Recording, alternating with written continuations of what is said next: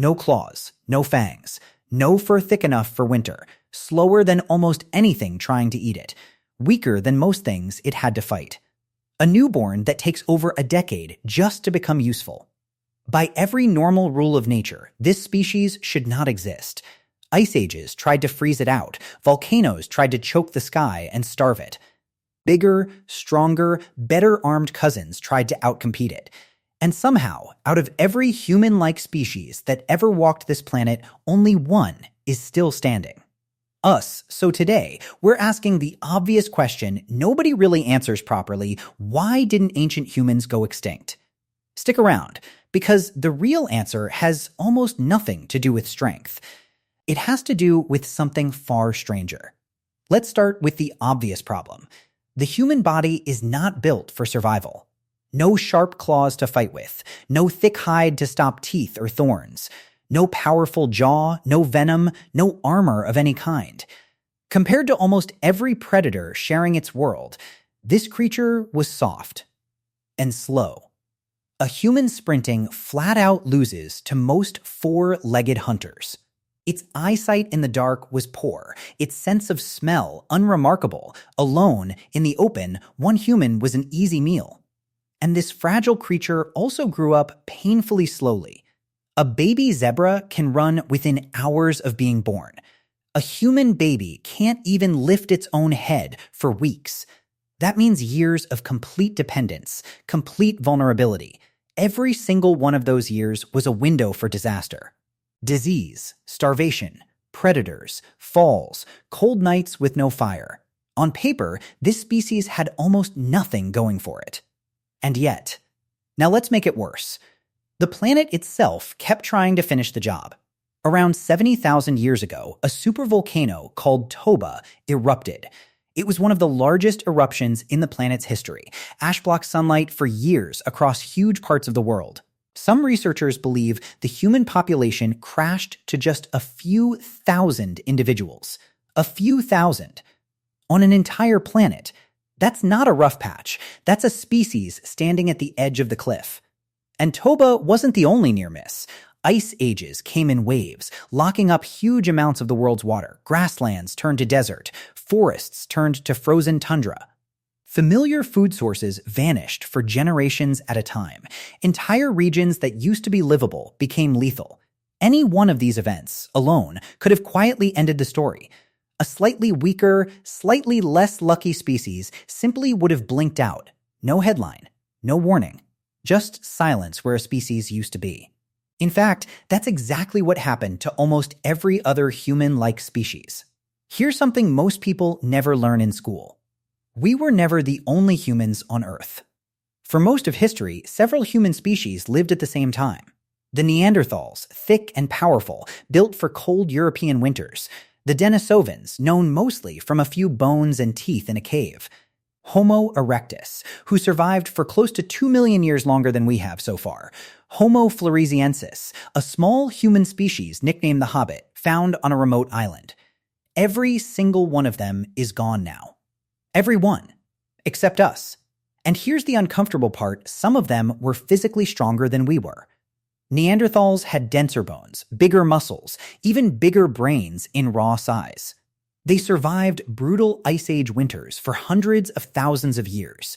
By pure toughness, they should have outlasted us easily. So what actually happened to them?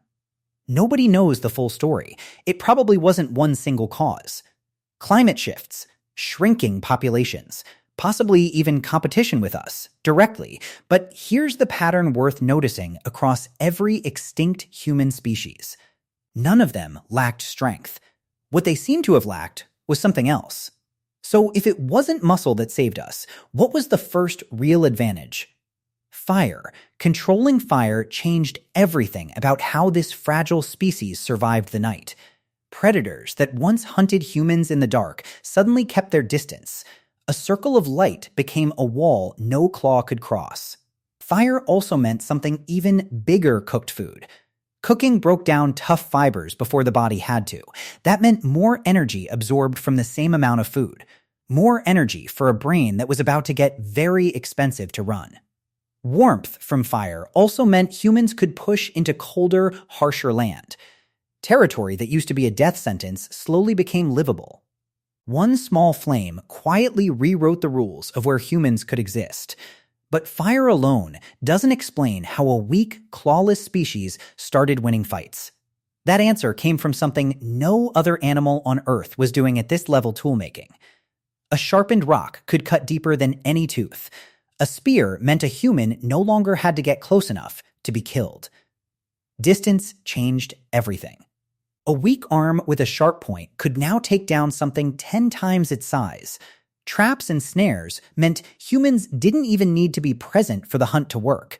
Tools didn't just help humans hunt, they helped humans build.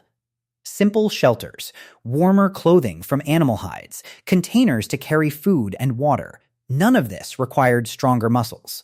It required a brain that could imagine an object before it existed, and then pass that idea on to somebody else. And that brings us to the real answer, the one most people underestimate completely.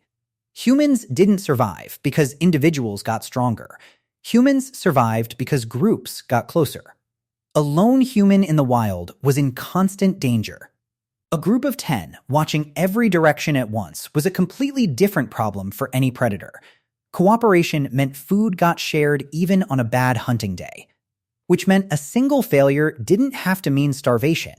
It meant an injured hunter could still eat while healing. In most of the animal kingdom, an injury like that is a death sentence. Among humans, it became a survivable setback instead of an ending. Groups also meant childcare didn't fall on just one exhausted parent.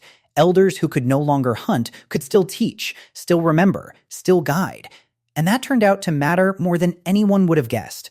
Because knowledge that survives one lifetime can protect every lifetime that follows. Where berries turn poisonous. Which rivers flood without warning. How to treat a wound. None of that had to be relearned by every new generation from scratch. It got passed forward like a torch that never had to be relit. This is the advantage no claw, no fang, and no thick hide could ever compete with. But sharing knowledge needs a delivery system. And that system was language. Other animals can warn each other. A specific cry can mean danger or food. But human language could describe things that weren't even happening right now. A hunter could describe a route nobody in the group had walked yet. A parent could warn a child about a danger the child had never personally faced. An idea could travel from one mind to another without anyone getting hurt testing it firsthand. That's an enormous shortcut. Other species learn mostly through trial and painful error. Humans could learn through somebody else's trial and somebody else's error. Multiply that across a group, across a generation, across 1,000 years, and you get something no single strong body could ever produce alone. Accumulated knowledge. A pile of solved problems that no individual had to solve twice. There's one more advantage worth mentioning, and it's easy to miss. Most animals are specialists, built for one environment, one diet, one narrow lifestyle. A polar bear thrives in ice and struggles almost everywhere else. A specialist is brilliant, right up until its one environment changes. Then, that same brilliance becomes a trap with no way out. Humans were never specialists. Humans were generalists. Desert, forest, mountain, coastline, frozen tundra humans found a way to eat, sleep, and survive in almost all of it. Diet was flexible too. Meat when available, plants, roots, and fish when it wasn't. That flexibility meant no single food shortage could end the whole species at once. Being good at everything mattered more than being the best at any one thing. And that flexibility spread humans into more places than any large mammal before them, which meant a disaster in one region could never wipe out the entire species at once. The population was scattered wide enough to survive its own bad luck. So let's put the whole picture together. A weak, slow, clawless creature should have vanished early. Instead, it controlled fire and pushed into land that used to kill it. It built tools that turned a weak arm into a real threat. It formed groups tight enough that no single bad day could end everything. It built language powerful enough to hand down solved problems for free. And it stayed flexible enough to survive almost anywhere the planet threw at it. Meanwhile, species that were stronger, faster, and better armed quietly disappeared. Not because they were weak, because they were alone in ways that mattered. The real survival advantage was never claws, muscle, or speed. It was cooperation, shared knowledge, and the willingness to adapt instead of specialize. Which raises an interesting thought to sit with. The same forces that saved this species from extinction still shape it today. We still survive better in groups than we do completely alone. We still rely on knowledge other people worked out long before we were born. We still do better when we stay flexible instead of locking into just one way of living. In a strange way, every convenience in modern life traces back to that same instinct. Share what you know. Stay close to people who'll cover for your bad days. Don't bet everything on being the strongest thing in the room. Bet on being adaptable, connected, and willing to learn from people who came before you. That's not just ancient history. That's the actual reason you're here to hear it. So the next time someone says humans survived because we were the strongest species you'll know, that's not quite right. We survived because we were never really alone. Every fire kept lit by more than one pair of hands. Every warning passed down so the next generation wouldn't have to learn it the hard way. Every hard season survived because somebody else picked up the slack. That's the actual secret.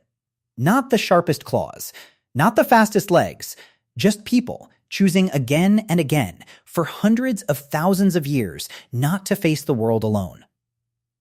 And somehow, that turned out to be the strongest survival tool this planet has ever produced. If this changed how you think about the strongest survive, let me know down below. Because somewhere, right now, that same instinct is still keeping you alive too. You just don't usually stop to notice it. See you in the next one.